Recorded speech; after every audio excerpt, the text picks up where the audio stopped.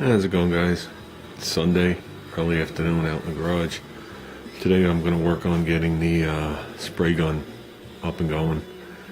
I know it's new, but it's been recommended to me that I still run cleaner through it and possibly open it and clean it, because it might be coated with different things inside to prevent it from corroding, which will wreak havoc if I don't.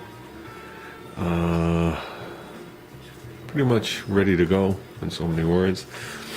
Tomorrow I was looking to get the front fenders epoxied in high build and work on it from there. That'll allow me to just pull the car out and do what I gotta do. I want to do the fenders first, see if they need any additional work. Then I'll bring the car in and I'll shoot the car to what's needed. So, waiting on my friend Harry stopping by. He has a Turbo 400 AMC unit for me, which is a nice piece to have, which means it's a Turbo 400 with an AMC bell housing already on it. So, even if it's a core, I mean, he said it worked, but I think it was a four-wheel drive unit, which means you got to put a tail shaft extension on it and change the output shaft, which is no biggie. Like I said, it's a good unit to have in stock. They are a little big for an AMC unit. The bell housing does interfere with the tunnel a little bit, so you got to massage the tunnel slightly. That's why I steered away from it when I did this one, and I went with a 727. But on the other hand, if you're running a regular valve body on a 727, you need all that linkage or a cable setup, and that's all fine and dandy with a regular carburetor. Once you start modifying it and then putting a tunnel ram on, it just all becomes whatever.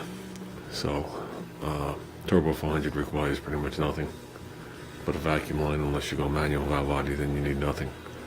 So there's pros and cons. I haven't blown this unit up. It's 9 years we're going on. So I don't know. I'm not at the racetrack, but I do beat on it pretty hard when I do beat on it. And with that, I'm going to turn you guys off until after Harry comes and leaves. Should be here about now. I activated every clock except this one. So I got that one going, and I got two more going because I need to know what time it is now. So I figure between the three of them, something will tell me what time it is. That's it, guys. Here you go. Turbo 400 AMC style. So I would assume it was in like a Grand Wagoneer or something. Even though they put these in some of the cars, mostly the trucks though. So just gets a little big in right here. It becomes an issue the way it comes in and stuff like that. I think something like right here is the issue, where you got to massage the firewall. The modulator doesn't help. So other than that, the rest of it fits fine. Any for free, I'll take it. I'll definitely take it. Now I got a spare 727 and I got a spare 400. So with AMC shit, you take it when you can get it. So pull the dipstick, make sure it looks okay inside. Make sure it's not all full of water and who knows what. So I checked the fluid. Fluid seems okay. Dipstick tube's crushed. Not red, but it's not full of water. That was the key. I wanted to make sure the unit wasn't full of water. It's full of water is a bad thing. So that's good. It's not burnt, just dark. Okay. We got our airline set up. This is the line I'm going to use up to the gun. I got my main hose. This one I'm using. It's cloth covered. This line came with my compressor back in 1982. Okay, it's only 15 feet long. That's the problem with the hose. So I can't use it to do the whole deal on this time. But I painted two Vegas with this. I painted my 69 Chevy Stepside with this. I painted, let's see, what else did we paint? We painted my 89 Galant. And we got booped in the nose. I did the stripe down my motorhome. I did the fender flares on the motorhome with this. Back in the day, I did what you call it, a Toyota pickup truck for one of the guys I worked with. In this garage, we actually shot the whole thing. And I think that's about it. Oh, and my can't forget my the 71 Jeep CJ5 we shot with this. The 83 CJ7 that I converted into a Wrangler when the Wrangler bodies came out back in the late 80s with the Kevlar. Did the frame, did everything with this. So everything I've ever painted came through this hose, which used to be red.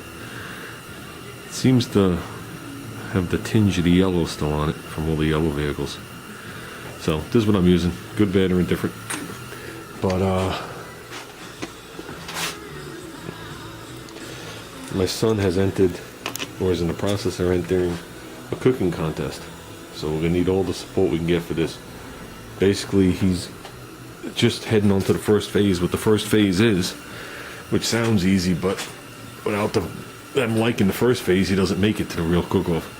First phase is him making a dish, whatever he chooses, whether it be an appetizer, a main entree, or a dessert, plating it, photographing it, and listing the recipe.